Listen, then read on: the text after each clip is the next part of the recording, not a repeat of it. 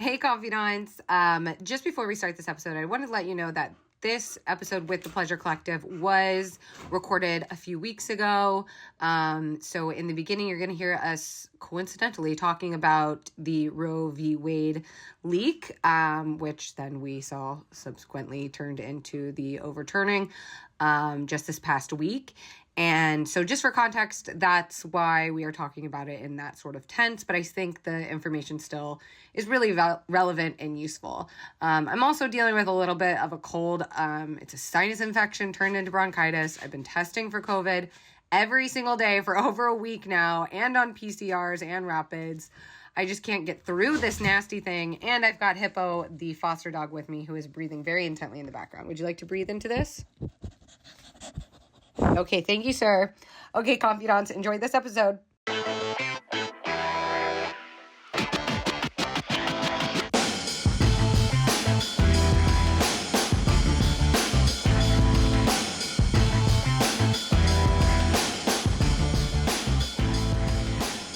Hello, confidants. Woo, my pleasurable, collected, community, trauma-informed, safe-spaced confidants. Welcome to Confidently Insecure, the podcast where we're absolutely sure we don't know everything. I am your host, Kelsey Darragh, and this week, get your blankies, get your cozy mugs, get in a safe, soft space, because we are talking to our guests this week who are therapists, sex educators, who also just happen to be best friends, who we love that, besties. They have built a community to heal sexual traumas called the Pleasure Collective. They also host a ton of different, really like niche specific, cute workshops, often on via Zoom. So you guys are going to get tons of information on their workshops coming up. I want to see all y'all beautiful faces there. This week we welcome to the podcast Anya like lasagna and Hannah like banana. Your official government names. Yay, I love it. That's on my driver's license. You guys, thank you so much for coming on the podcast this week. I want to dive all into the Pleasure Collective itself, obviously, and the community you guys have built. But before we do that, I just feel like I got two therapists here, two trauma-informed therapists. I want to use my resources while I got them to talk just about briefly what's been happening across our country with this abortion ban. From the Supreme Court hearing to the shit that's happening in Oklahoma, that's been happening in Texas. Even the crazy conversations around people who have embryos on ice at fertility clinics and people that might get their IUDs pulled because it's now considered a form of interceptive. What the fuck is going on, you guys? This feels like a anticipatory trauma, and I'm just trying to navigate like where and how we should all be feeling and dealing right now. Yeah. So for everybody who's classic trauma therapist move. Can we just take a breath? Yes, please. You want to lead us? I have just noticed that when I am talking about reproductive health, when I am talking about the state of the world, I forget to breathe, and I find myself breathing really shallowly. And so maybe this is self-serving, but let's just inhale through our noses and fill up our bellies with air and just sigh that shit out. Let it go. Because it's hard to be a person, especially a person with a uterus right now, or a person who loves people who have uteruses. So yeah.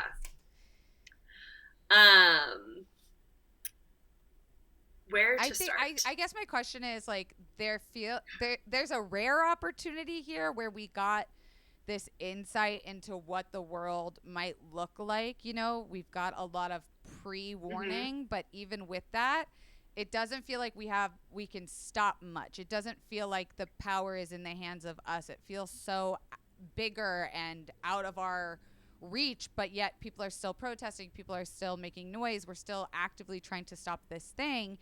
And it feels like another trauma on top of another already global trauma, right? Like we just went through the pandemic and it's like we're not getting a breath. And when we're talking about like reproductive rights, and yeah, ironically, we just took that nice, beautiful breath. Is there something to a healthy way to cope with this anticipatory nerves and anger?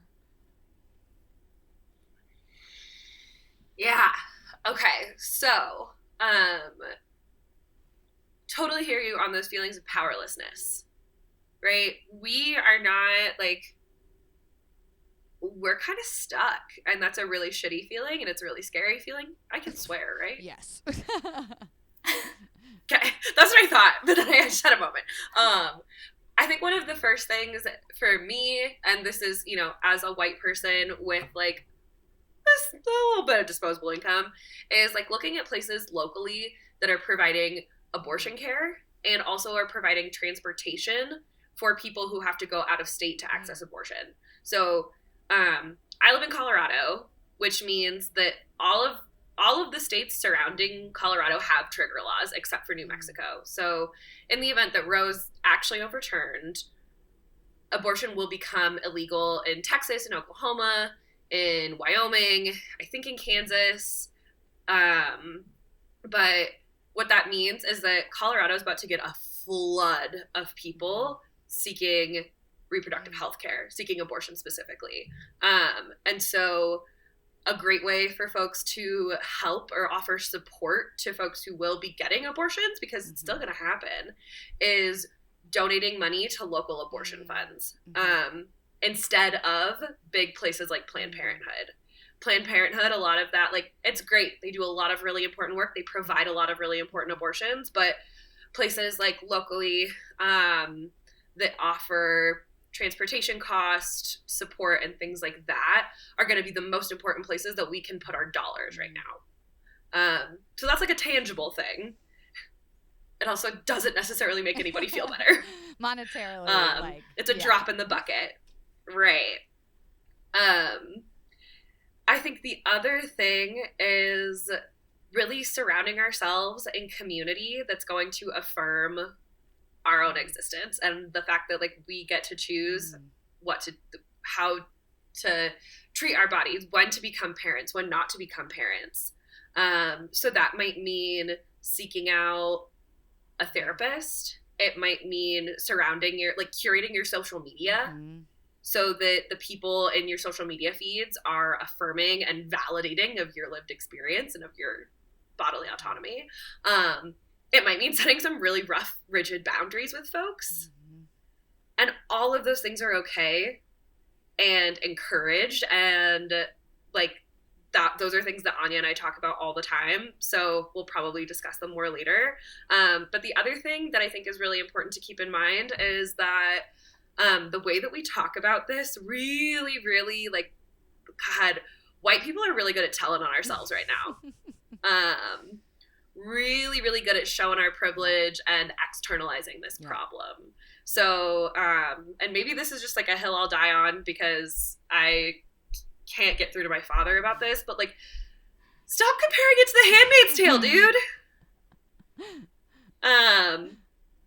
We are erasing lived experiences of Black and Brown and Indigenous people in our communities when we fictionalize this story, because that's what the reality is. And so I think it's really important that in addition to like supporting each other and taking care of ourselves, we also just really need to be mindful of how we talk about reproductive health. Don't fictionalize it. Don't like put it in a box where it's just women who are getting abortions, right? It's really important that our most marginalized community members know that our abortion advocacy, our reproductive justice includes them. Beautifully said. Anya, anything you want to add?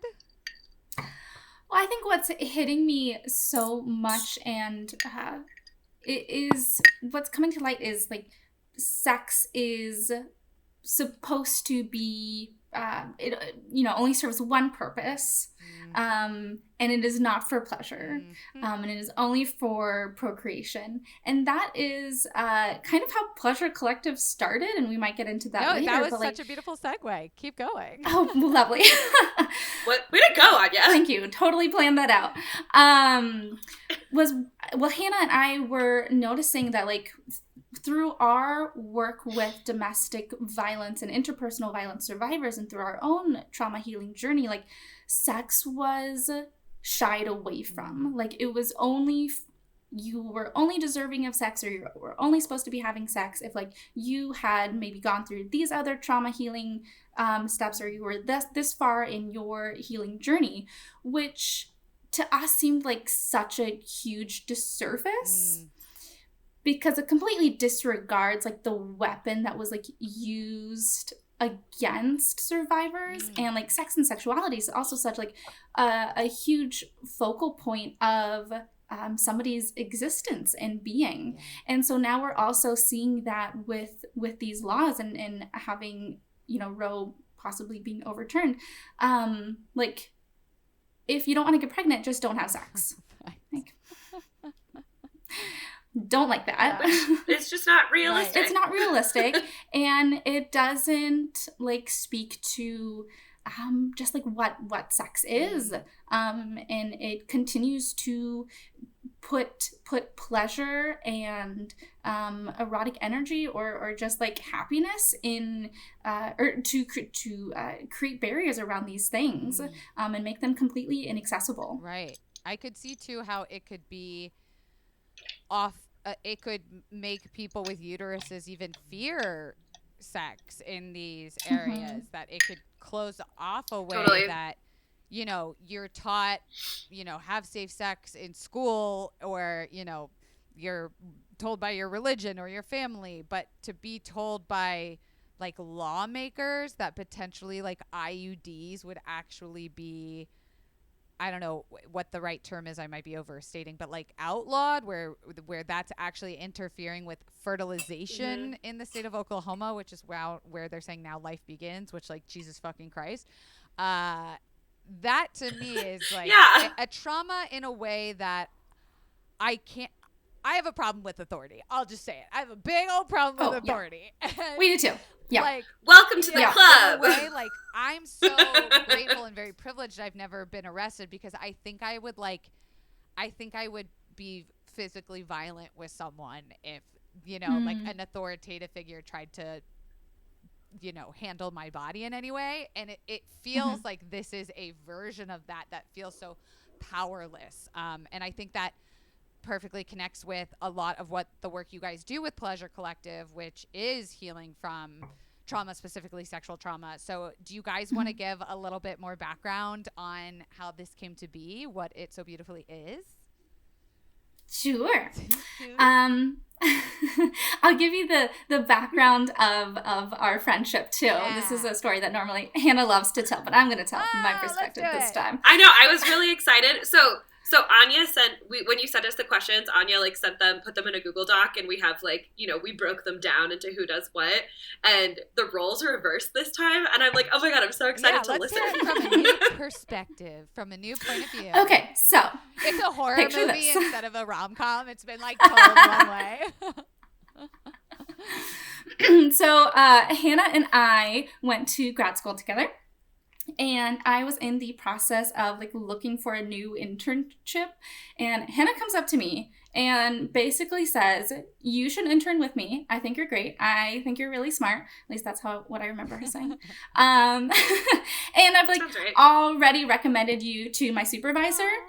And, like, mind you, at this point, like, Hannah and I had a few classes together. We'd had one class together. Like, we had never had a conversation, so I was also, like, quite intimidated by her. So I was very shocked that she was, like, even talking to me, let alone saying, like, such nice things to me. Aww, we love that. I know, isn't it so cute? Yes, very fun. I didn't know you were intimidated by me. You're so smart. Information comes to light.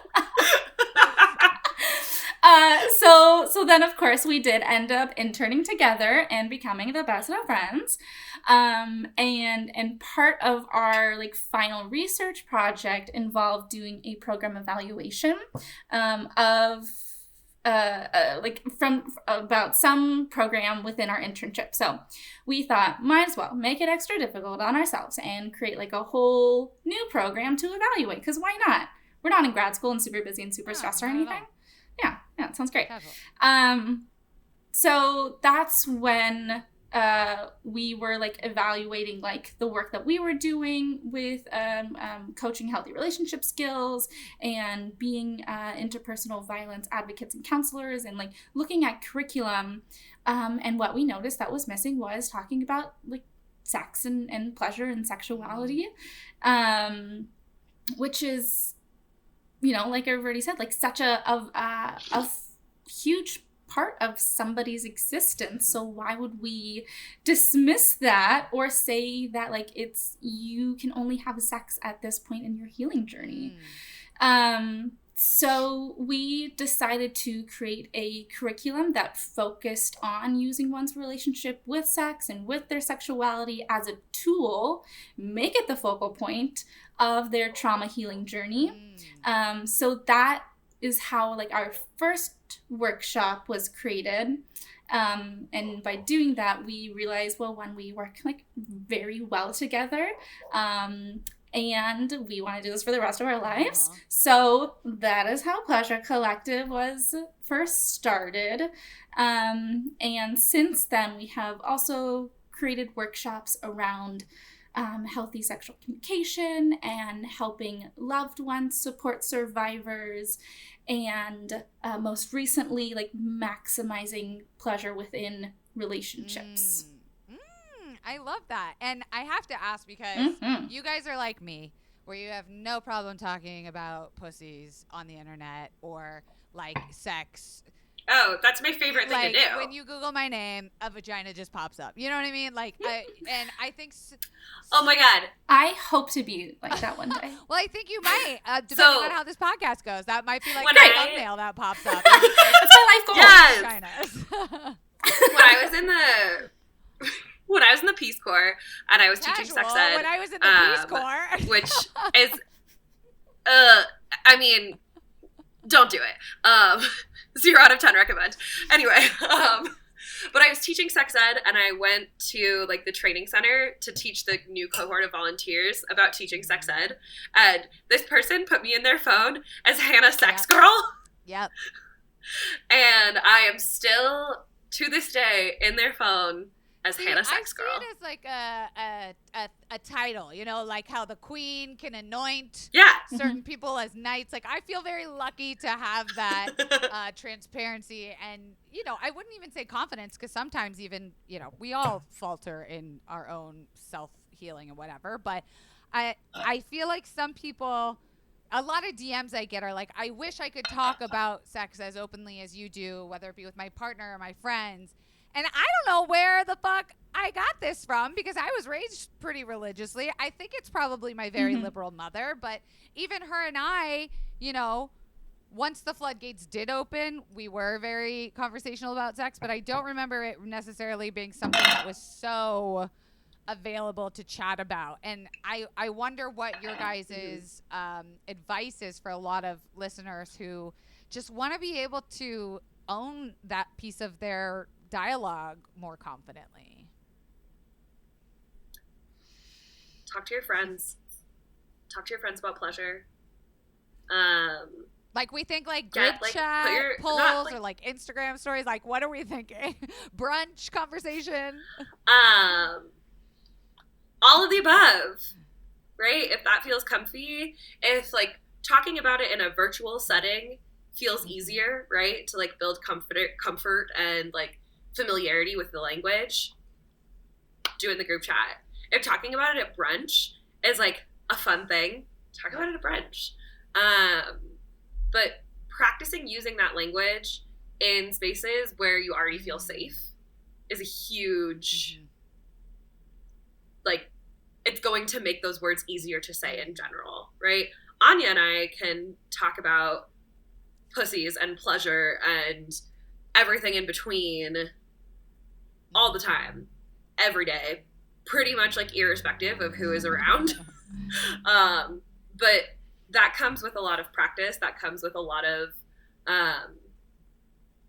just like saying the words, right? But we can't say the words if we don't have them yet. So it's also about learning that language and giving yourself permission to be curious and explore in ways that like just make it commonplace for you to hear things, to hear conversations about pleasure, to hear conversations about likes and dislikes, about body parts.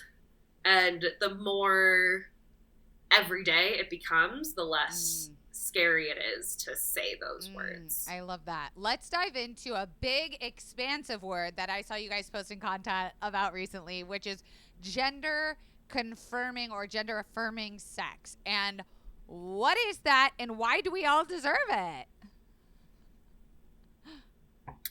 Well, Anya, do you want what word? These weren't on the Google Doc. Oh, sorry. Yeah. I thought that was your question. I add stuff. So Hannah, our lovely producer, usually gives like a general outline, and then I go through all your stuff, and I'm like, wait, this is interesting. Ooh, I see this. I don't see this often places, which is, again, everyone should pause this and go follow Pleasure Collective, because they talk about stuff that you're not going to see on other sex education social media. Yeah, come hang out with us. Okay. That was your post too, Hannah. So yeah, go for it. Yeah. So gender-affirming sex.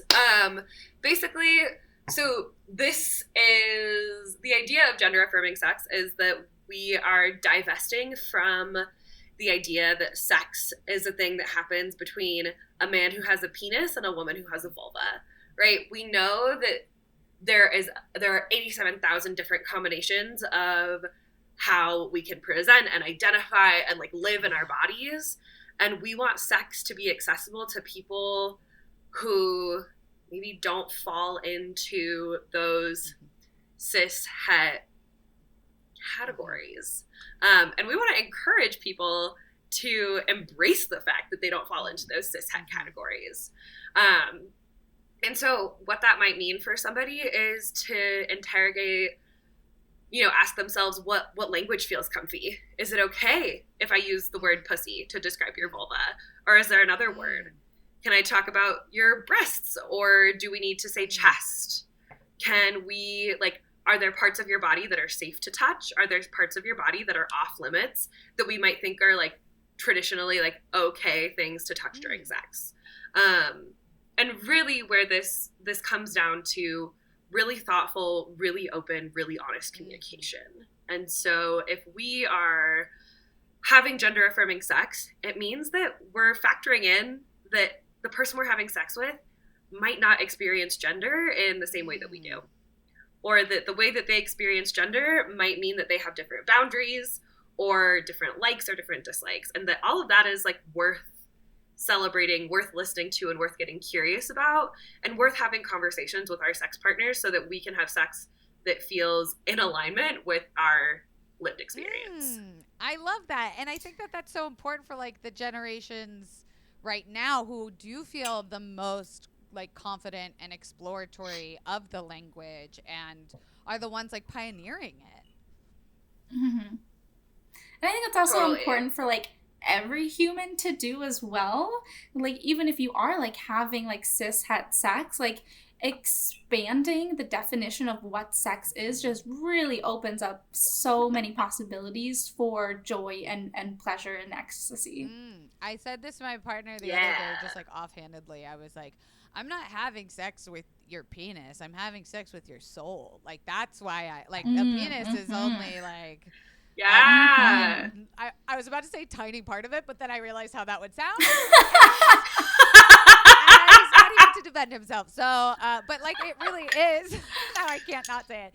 It's the experience is so much bigger than two genitalia that we have been conditioned to believe are. Exactly. And I guess my question to follow up that such a gorgeous explanation is what beyond like imagination, could we give advice to people who want to explore like gender affirming sex, or want to kind of even just open that up for themselves? Like, wait a minute, I've always had boobs, so therefore I've always felt like people should be able to touch boobs because that's part of like sexual experience. And what if they're just hearing this and realizing like, wait a minute, what would that be like to take it out of the equation? And how can we put that idea into like physical practice? Like, what do we think that looks like? So there are a couple of really phenomenal like templates. Some of our favorite resources. One is Scarlet Teen. So Scarlet Teen is like a sexual health resource that's geared toward teenagers. But most of our I would say like most people, when we're talking about sex, we talk about sex like 7th graders because that's where our sex ed began and ended. So letting ourselves be childlike about this and like have it be a little bit fun and a little bit worksheety and like, kind of template-y, bring I it down think to can the be basics. really helpful. Yeah.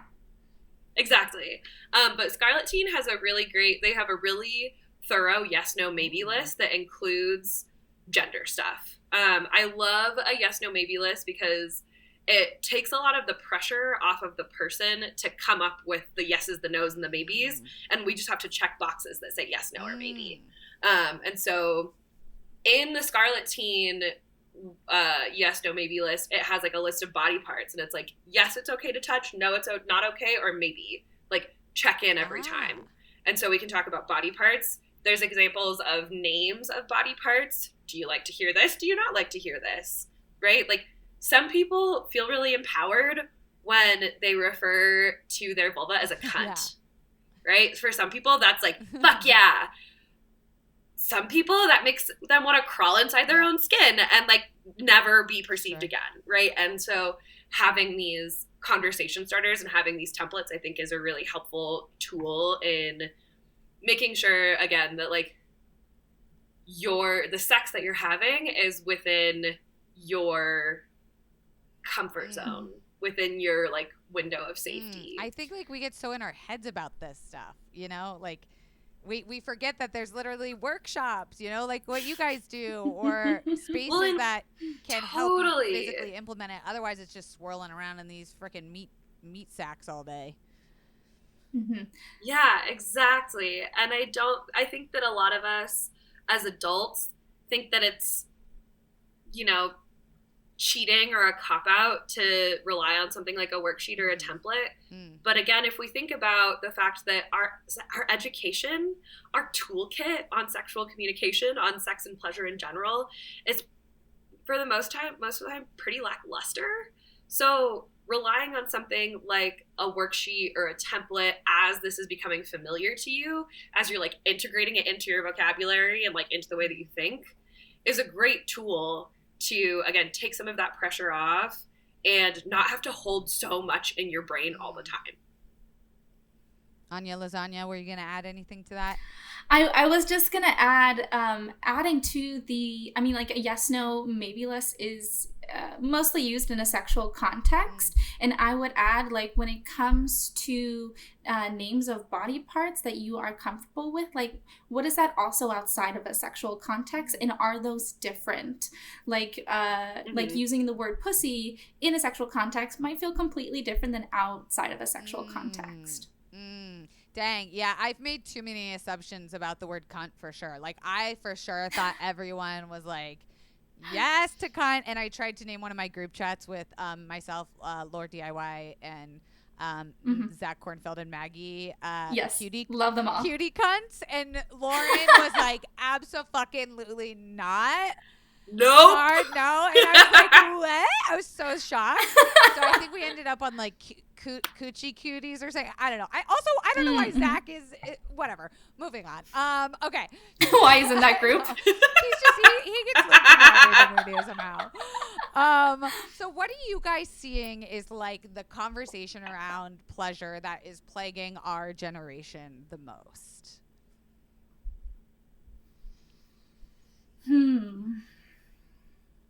Capitalism. Ooh, what? Speak on it. Exactly. Excuse me? I want to hear it. I mean, like, isn't it all about back to capital? Like, I feel I like mean, yeah, it always is. It always but is. never Yes, always. Just go Yes. on. Oh, yes. Okay, so like if you think about like capitalism and how you know how that interferes in other contexts, like work, like you are always supposed to be productive. You're only valuable or worthy if you are doing these such things or doing 100%. You are like your purpose is to serve other people. I see where Joy you're and going with happiness this. and pleasure like does not matter unless you deserve it or you have worked for it. It is not something that is like a right. like a right. Yes. A human right. So but like that's one of my favorite ways of like protesting and rioting capitalism is by like saying no to all of those things and prioritizing my own needs, prioritizing my pleasure, not doing things 100%, not giving things my all because my mental health is more important than that. That's pretty powerful when you put it that way. I was like, wait, masturbating is a revolution? Like, kind of. It is, okay? Yeah, I've been doing it so casually since I could use my hands. I didn't realize that was, I feel very lucky, I guess. I feel very, like, lucky that, I don't know, I can come a lot. I don't know. That's a very privileged thing to say, but I realize that that's like a huge thing. Like that is, I do feel very lucky in a lot of ways sexually. So what kind of advice do you give like your followers or your listeners or your watchers about kind of working through taking down capitalism through pleasure? Focusing on joy and pleasure, baby, and like bringing it back down to those basics. I think it's Emily Nagoski who has like the saying of like pleasure is the measure. Like it's not about like how many partners you have or how many times you orgasm or how hard you are or how wet you are. Pleasure is the measure. And so being able to maybe at the end of the day, like reflect on how often you experience pleasure and like how can you incorporate those things more into your life. And that doesn't have to be like anything sexual related. That's like, hey, I want to have a dance party in the morning to get ready for my day. I want to make sure that I'm listening to like music instead of like the news in the morning. These are my things. Just off the top of my head. As I was getting ready to record this, doing some dancing, taking my time, getting ready, making sure I had all my drinks in order. I'm someone who at the end of the day has like 6 different cups in my it's like I'm hydrated. My pee is crystal clear. Oh, yeah. So, I think... Oh, go ahead, Hannah. No, it's all you. Oh, I was just going to wrap that up by saying focus on the little things and incorporate them more into your life. Yeah, like thinking about what feels good in our bodies, whether that's sexual or not, is something that capitalism has kind of forced out of us. Right? It says you don't get to feel good until you've done all your work, until everybody is satisfied, especially people who are socialized as women, right? Because our job is to take care of everybody else, and then if we have anything left over, we get the crumbs. And we deserve more than crumbs. Yeah, we deserve a whole ass cake. Buy yourself flowers. That's what I was going to say. Make the goddamn cake. But make yourself a cake. Don't tempt me. This is like, yes, you can have your cake and eat it too, okay?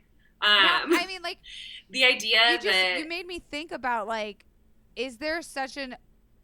actually, I know this is true because, Hannah, I saw you doing a video about it, but, like, is there such a thing as, like, the overindulgence of the healing of trauma? And I saw something that you had said of, totally. Like... Well, you can say it better if you want to, but it was something about like healing past the point to intellectualization isn't actually healing. So, my Lord and Savior, Adrienne Marie Brown, talks a lot about the importance of moderation. And when I think for a lot of us, when we hear moderation, that like comes with like the shackles of diet culture, but that's not what this is. When we talk about moderation, it's saying like we need balance in our lives so that we have time to appreciate everything. So if we are going to therapy and we're doing the work and we're reading the self-help books and we're not giving ourselves a chance to sit back and reflect on all the work that we've done, or we're not giving ourselves a chance to like notice how it feels to have done all this work, then we're not healing in moderation, right? We're just like aggressively pursuing healing, and it's probably not going to be as effective. I'm writing that down. We talk about pleasure, the necessity of moderation when it comes to pleasure. If you're having like 27 orgasms every day, right? Eventually, right, that's a lot. I don't know. If that's what you're doing, like good for you, but also I need an ice pack just thinking about that. It seems like interruptive. Not much like time to do anything. Yeah. Right. It's not actually pleasurable. Exactly. It's not actually pleasurable. It starts to become work. It starts to become an obligation.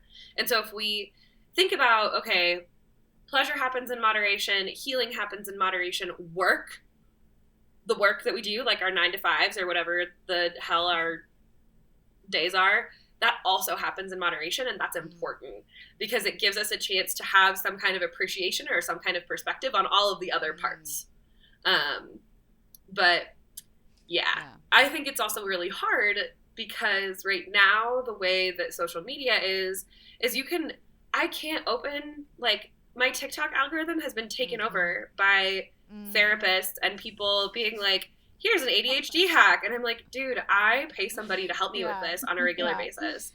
I want to see cute dogs. That's why I'm here. How did this happen? I want to see cute dogs and hot people. Just want to see hippo. Yes, more hippo. All I want is hippo. Honestly, I think I'm a dog fan now, whether I like it or not. Good. I'm jealous, but honestly. I've learned here we have to practice balance, because if it's just too much pleasure, then it's not pleasurable. It's not pleasurable. You might get sick of hippo. Exactly. I mean, like, very unlikely, but maybe. I won't, but I have moderation because I don't live with hippo. There you go. So it's okay. I mean, that's such a great way of putting it too. With just like, I think a big question that I get a lot whenever I do put out to the confidants, like, what kind of questions do you have for like our sex educator this week, is about sex drive too, and how like even with cis-het relationships is different from like queer relationships, are different from marginalized body relationships. Like, it feels like also with the pandemic, everything got out of norm. Not that there is a norm, but can you maybe speak to also just like how, and I think this was one of the questions, like how intimacy has even changed just now that we're more inclusive of pleasure and talking about pleasure? Yeah. Excuse me. No worries.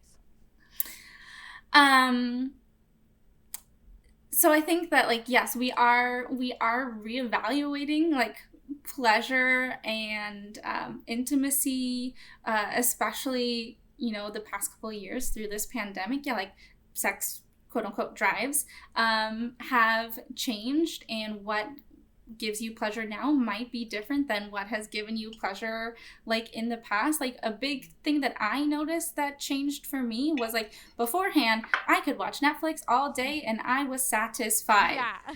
Now I can do like 1 hour and then I'm gonna be drained. Yes. So again, like, moderation, balance, do the things that give you pleasure, and notice and practice mindfulness. And if they're no longer giving you pleasure, then change activities. So then when that comes to like intimacy too, like we talked about, like redefining what sex means and making that more inclusive, like that also can be done with intimacy as well. Like intimacy can really mean anything and be anything. It doesn't have to be like anything sexual.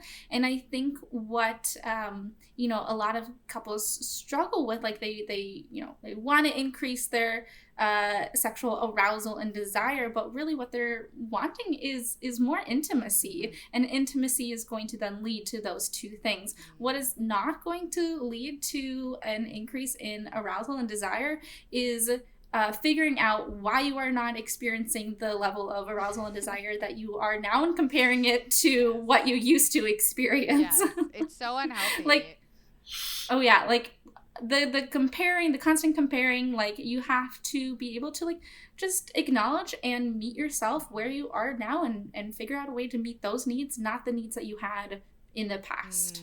Like those are in the past. We're here now.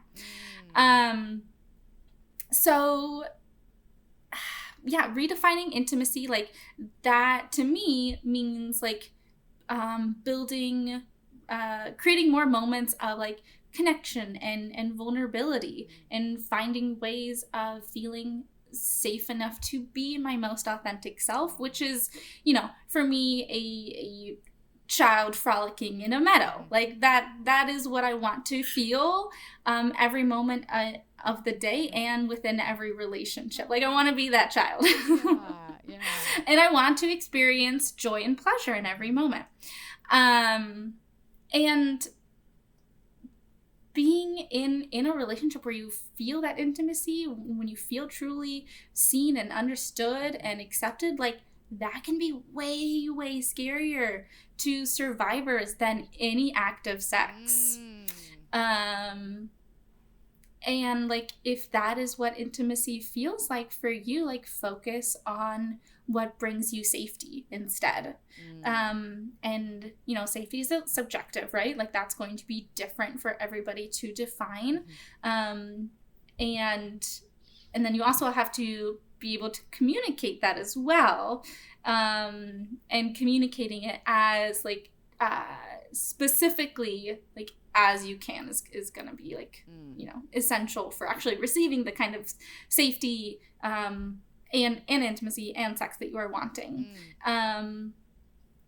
So figuring out what exactly that looks like to you, and being able to communicate that. I honestly don't remember what your question was, and I even answered it. Following you down the road, girl. I was just like, yes. I was yes-anding it. You answered the shit out of it. I want to ask like a complex question, and this wasn't on the Google Doc, so feel free, whoever wants to take it. But I'm gonna give you like a scenario that I see happen often, that comes up with like, you know, friendships or life or group chats or, you know, the girls' nights or whatever, where let's say a trauma happens in a relationship. It doesn't necessarily need to be like a sexual trauma between the two, but it's a life change, a death in the family, a mistrust, a infidelity. Like it's something that affects one person more heavily than the other. And they can communicate like, hey, you know, this trauma is affecting me right now, where I don't feel like, you know, connected to you or, you know, intimate. And it's a little bit on, is it safe to say, like, can that hurt and harm be on other people, or is it up to us to, I've gone way too convoluted with this question, but like, is it possible? I think I'm picking up what you're putting down. Pick it up though. and carry it home, please, because I went way weird. Okay, so I'm just gonna put this into the context of the pandemic, because the pandemic is like a collective trauma that is impacting all of us in a lot of different ways. On any given day, I might be like really in my pandemic feelings, right? I might have, you know, my best friend's birthday is this week, and her roommates just tested positive for COVID. And this is the third year in a row that she doesn't get to celebrate her birthday. And it just like really sucks, and it's really heartbreaking, and she's like quarantined, and it's shitty, right? So that, like, the trauma of existing in a pandemic is going to impact every single person in a different way. what I'm kind of hearing is like, your question is, how does the responsibility fall in terms of like managing that and managing expectations?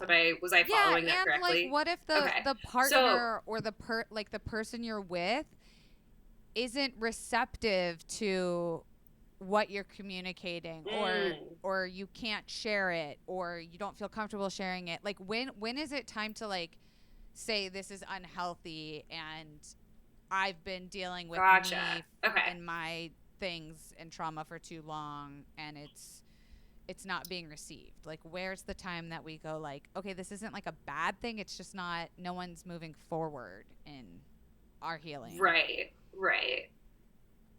I think that is a question that really involves like, those are the questions that pay my bills, if I'm being perfectly honest. Like, those are the questions that bring people into therapy and say, hey, like, this is how I feel. What part's my responsibility? What part's someone else's responsibility?